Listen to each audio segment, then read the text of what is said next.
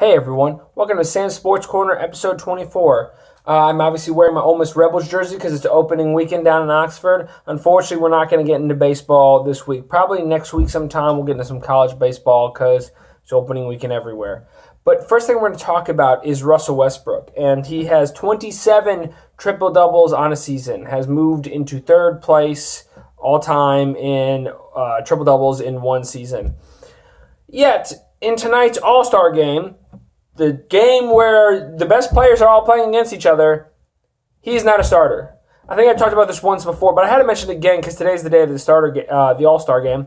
And it blows my mind that this man is literally having the best season of his life, the third best season of all time, and is not invited to the All-Star game, which it leads me to believe one thing. The league is biased. They don't like the fact that he hates Kevin Durant because the league loves Golden State, which is where Kevin Durant left OKC for, because they love Steph Curry and Klay Thompson and all that BS. It's BS. It's a bias against Russell Westbrook, and that's the only way I can figure that Russell Westbrook is not a starter at this game today. That's it. That's the only reason.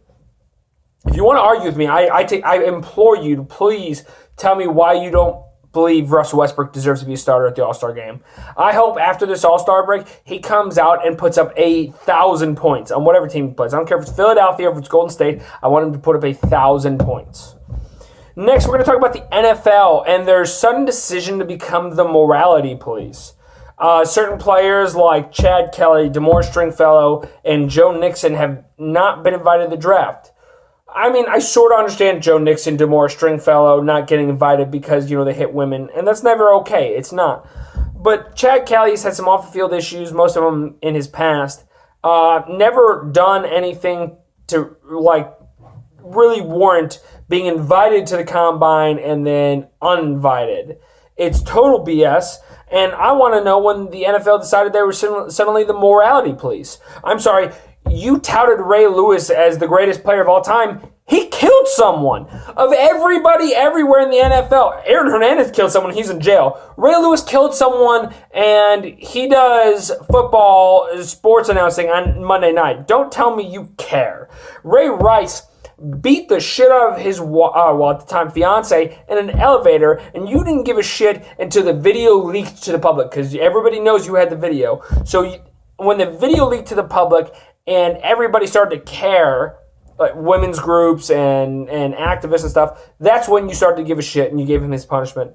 So the fact that the NFL is suddenly deciding, we don't want people of bad character in the NFL, that's total bullshit. It's a total publicity move. 2 years ago, the GM of the Arizona Cardinals said if Hitler, this is a fucking quote, if Hitler could run a 4.240 and hold on to the ball, he would sign him tomorrow. And so the fact that the NFL wants to suddenly decide that they care what people's character are, it's a total BS move, and I'm sick of it. You don't care, and that's fine, because they're just football players. They're a money-making revenue to you. It is up to us to decide who our moral guidance is, and it shouldn't be a football player. So let the kids play, okay? On the same topic, sort of, Trent Richardson arrested yesterday for domestic abuse. Michael Floyd sentenced to 120 days in jail for extreme DUI yesterday. And Darrelle Revis arrested on Thursday for aggravated assault, terroristic threats, conspiracy, a whole list of charges. And I'm just starting to wonder why we haven't seen a real-life longest yard. I'm talking Aaron Hernandez, Darrelle Revis, Trent Richardson. Let's make a thing of it. I want to see a real-life longest yard. Screw Adam Sandler, screw Billy Bob Thornton, whoever was in it. I want to see the real deal. I want to see Trent Richardson smoking the shit out of a linebacker guard. That's what I want in life. Lastly, we're going to talk about the Idiot of the Week, and I want to preface this because this person is almost so stupid. I think they're trolling us, but they said it, so I have to believe that they're serious. Kyrie Irving of the Cleveland Cavaliers said yesterday that the earth was flat. He said that they were lying to us. This is not a conspiracy theory, that the scientists are wrong, that the earth is flat. I'm sorry, Kyrie Irving, how are you even alive? How are you smart enough to continue to breathe? This is the ultimate proof that pro sports players do not have to be intelligent at all to be great at the game, because Kyrie Irving is one of the best. young players in the NBA right now. And this MFer is so stupid. He believes the earth is flat, something they proved incorrect hundreds of years ago. Like, this is some medieval times shit this man is believing. He thinks the earth is flat. Somebody get this man a globe.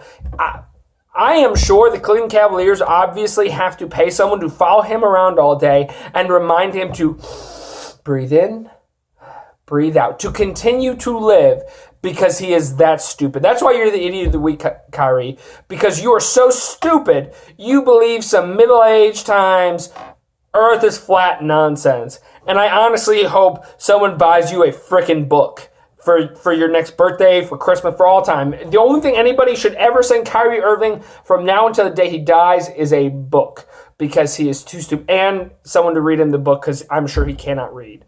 So that's the episode for this week. I hope you enjoyed it. I'm going to be tweeting about the All-Star game tonight, so tune into my Twitter at Samuel_Sloan, and enjoy your weekend.